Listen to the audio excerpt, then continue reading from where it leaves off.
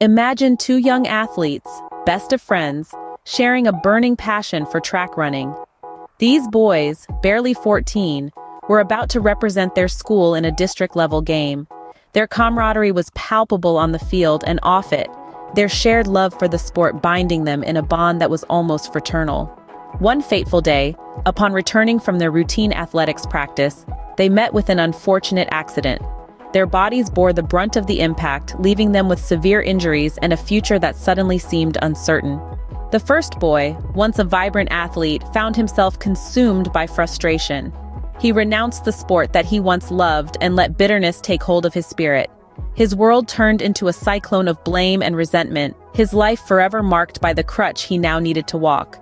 The second boy, however, chose a different path. Despite the pain and the initial inability to walk without support, he resolved to trust the process of healing.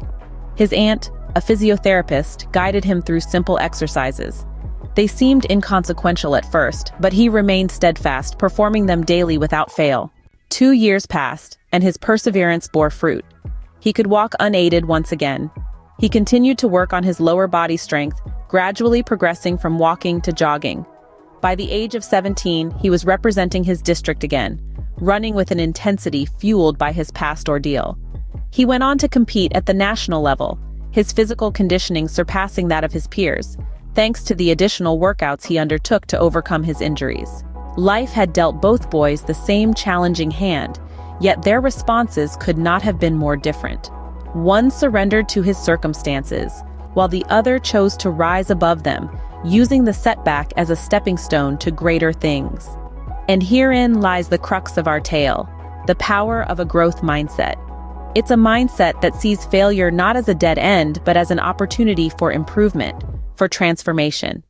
The second boy's achievements weren't born out of luck or chance. They were the result of his decision to work harder, to persevere, to grow beyond the setback that once threatened to define him.